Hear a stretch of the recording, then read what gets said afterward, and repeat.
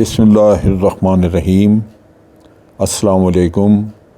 آپ دیکھ رہے ہیں DDP انالیٹیکا۔ بھارت میں ایک عجیب سا واقعہ ہوا۔ سوویت یونین سے خریدا ہوا ایک جہاز INS رنویر بامبے میں ایک ڈاک یارڈ میں موجود تھا۔ اس کے اوپر پورے نیول پرسنل بھی موجود تھے، لیکن ایک انٹرنل کمپارٹمنٹ میں دھماکہ ہوا جس کی وجہ سے 3 لوگ، کہا جاتا ہے کہ 3 لوگ مارے گئے، اور میڈیا رپورٹس کے مطابق یہ بھی کہا گیا کہ 11 کے قریب لوگ زخمی بھی ہوئے ہیں۔ نیول ڈاک یارڈ ہے، اس کی سیکیورٹی وغیرہ بہت زبردست ہوگی۔ نیچرلی نیوی پوری طرح ذمہ داری سے یہ کام کرتی ہے، ہر جگہ کرتی ہے، لیکن جو بلاسٹ ہوا انٹرنل کمپارٹمنٹ میں وہ خاصا ایک آپ کہہ لیجئے کہ مسٹری ہے، کیونکہ بھارت کی حکومت نے اس کے بارے میں کوئی وضاحت نہیں دی۔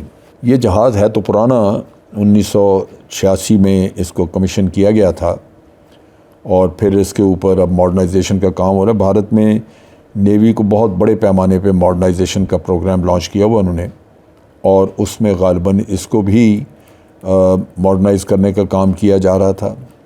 جو وضاحتیں دی گئیں اس میں یہ کہا گیا ہے کہ اس میں کوئی گولہ بارود یا ایمونیشن وغیرہ کا کوئی عمل دخل نظر نہیں آیا، جس کا مطلب یہ ہے کہ جہاز میں غالباً گولہ بارود یا ایمونیشن ایز سچ نہیں تھا، جس کی وجہ سے ڈاک یارڈ میں ویسے بھی اگر جہاز مینٹیننس کے لیے موجود ہوں یا ماڈرنائزیشن کے لیے موجود ہوں تو ان کے اوپر ویپنز تو نہیں ہوتے۔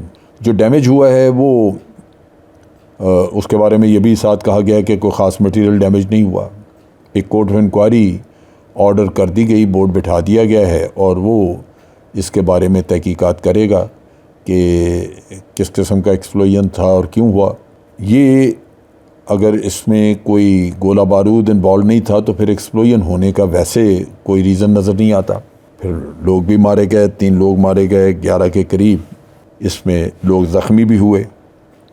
جب آپ کوئی واضح وضاحت نہیں دیتے کسی واقعے کی تو پھر اس کے بارے میں اخبارات اور مختلف جو سورسز ہیں وہ پھر قیاس آرائیاں شروع کر دیتے ہیں، کوشش کرتے ہیں کہ کسی نہ کسی طرح حقیقت کو باہر نکالا جائے۔ اب وہ حقیقت ہے یا وہ کوئی افواہ پہ مبنی ہے، یہ بات تو خیر بعد میں پتہ چلتی ہے، اور حقائق وقت کے ساتھ سامنے آ ہی جائیں گے۔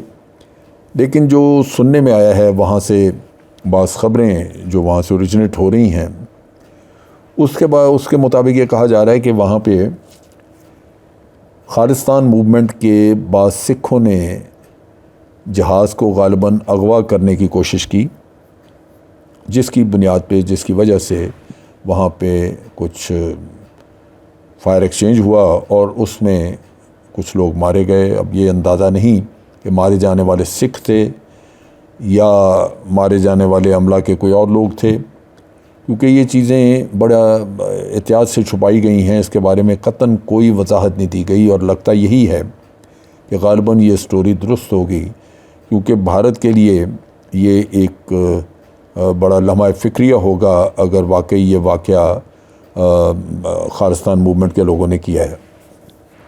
بہرحال اس کی خبریں بھی نکل آئیں گی۔ اب مسئلہ یہ ہے کہ سکھ وہاں پہ بھارت میں، بھارت کی افواج میں بھی بہت ہیں، نیوی میں ہیں، ایئر فورس میں خاص طور پہ بہت ہیں۔ سکھ ایک بنیادی طور پہ بہادر اور جنگجو قوم ہے، اور وہ افواج میں ان کا بھرتی ہونا ہمیشہ سے وہ ان کا ایک پیشہ رہا ہے، اور ان کے بڑے بعض بہت کمپیٹنٹ اچھے جنرل ایئر مارشل وغیرہ سننے میں آتے رہے ہیں۔ لیکن دوسری طرف یہ بھی ہے کہ بہت بڑا ایک طبقہ سکھوں کا وہ بھارت کی حکومت سے متنفر، اور خاص طور پہ یہ نفرتیں بہت بڑی ہیں جب سے کہ مودی نے ہندوتوا کا وہاں پہ سلسلہ چلایا ہے۔ اس سے یوں لگتا ہے کہ بھارت میں سوائے ہندو کے اور کسی کو رہنے کا یا وہاں پہ حکومت کا حق نہیں ہے، جس کی وجہ سے باقی اقلیتوں میں سخت بے چینی ہے۔ میں بعض ٹیلی ویژن پروگرام بھارت کے سن رہا تھا جس میں خاص طور پہ یہ کہا گیا کہ مسلمانوں کے لیے، خاص طور پہ جو کہ وہاں 22-23 کروڑ کے قریب مسلمان ہیں، 14% آبادی ہے مسلمانوں کی، بہت بڑی اقلیت ہے، تو ان کے بارے میں یہ کہا گیا کہ آج اگر مسلمان یہ کہیں کہ دنیا میں مسلمانوں کے لیے سب سے خطرناک ملک بھارت ہے تو اس میں کوئی غلط بات نہیں ہوگی۔ اس کا مطلب یہ ہے کہ مسلمان وہاں پہ بیٹھے ہوئے اپنے آپ کو غیر محفوظ سمجھ رہے ہیں۔ اور اسی طرح عیسائیوں کا ہے، عیسائیوں کے بارے میں تو امریکن ان کی پینٹاگون نے جو ان کے تھنک ٹینک سے رپورٹ انیشیٹ کروائی تھی، اس میں خاص طور پہ عیسائیوں کے بارے میں کہا تھا کہ ان کے اوپر حملے ہو رہے ہیں اور ان کو بہت زیادہ نقصان پہنچایا جا رہا ہے، ہندوازم پھیل رہا ہے۔ یہاں پہ یہ بھی ہوا کہ ایک جگہ پہ ایک مجمع موب وہ کرسچنز کو گھیرے کھڑا ہے اور کرسچنز کو مار رہے ہیں اور ان کو کہہ رہے ہیں کہ اپنی بائبل کے اوپر تھوکو۔ آپ امیجن کریں کہ کس طرح کا ایک گھٹیا ماحول وہاں پیدا ہو گیا ہے۔ اسی طرح پچھلے دنوں سکھ غالباً اس میں بھارت کی شمالی ریاست میں وہ اپنے ایک آپ کہہ لیجئے کہ یاترا پہ جا رہے تھے، اور یاترا پہ جاتے ہوئے اپنے کار میں یہ 6 یا 7 سکھ تھے، اور ہندوؤں نے وہاں پہ روک کے ان کے اوپر پتھراؤ کیا کہ تم یاترا کے لیے کیوں جا رہے؟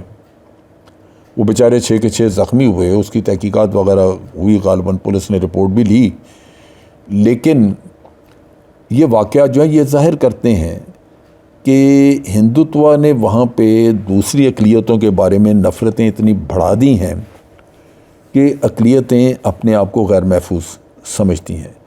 سکھوں کا خاص طور پہ جب 1984 میں اندرا گاندھی کا قتل ہوا تو اس کے بعد سے جو سکھوں کا قتل عام کیا گیا اور ان کی عورتوں کو ریپ کیا گیا اور ان کے بچے مارے گئے، اس میں سکھوں کو توقع یہ تھی کہ ان کو انصاف ملے گا اور ان کو جو قاتل لوگ ہیں ان کو سزائیں دی جائیں گی۔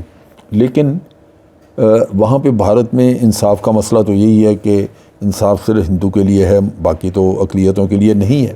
جہاں ایک ہندو ملوث ہوگا مسلمان یا سکھ کے قتل میں، وہاں پہ ہندو جو ہے وہ بری کر دیا جائے گا، اس کو سزا نہیں ہوگی۔ نتیجہ یہ ہے کہ ان سکھ فیملیز کے قاتلوں کو کوئی سزا نہ ہوئی۔ نتیجہ یہ کہ اکثر بیچارے وہ جانیں بچا کے ملک بدر ہوئے، بھاگ گئے یہاں سے، کوئی کینیڈا میں سیٹل ہو گئے۔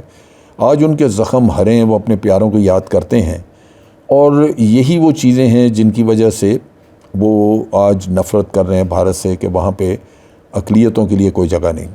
ان کی ہولیسٹ شرائن گولڈن ٹیمپل دربار صاحب، اس کو برباد کیا گیا، اس میں سنت بھندراں والے ان کو مارا گیا، اور ان کے ساتھ شاہ ان کا جو شاہ بیگ یا شاہ باغ ان کے جنرل تھے، ان کو بھی مارا گیا، اور کئی لوگ بہت سارے وہاں مارے گئے۔ لیکن یہ سارا کچھ ہونے کے بعد ان کے زخموں پہ مرہم نہیں رکھا گیا۔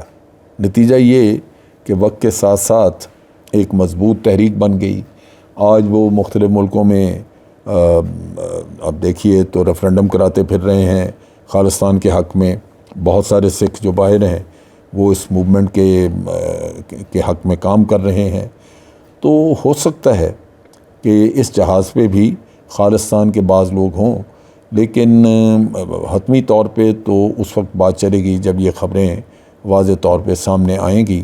ہو سکتا ہے کہ بھارت خود بخود تو یہ چیزیں بتانے کی تکلیف نہ کرے، کیونکہ اپنے معاملات میں بھارت خاصا محتاط ہے، وہ ان چیزوں کو دبا لیتے ہیں اپنی خبروں کو، لیکن یہ بالآخر سچائی باہر آئے گی اور پتہ لگ جائے گا۔ بصورت خطرناک صورتحال ہے، اس کو مانیٹر کرنا چاہیے اور دیکھنا چاہیے کہ آج بھارت کی اندرونی صورتحال کس ڈائریکشن میں جا رہی ہے۔ آج کے لیے اتنا ہی۔ افواج پاکستان زندہ باد، پاکستان پائندہ باد۔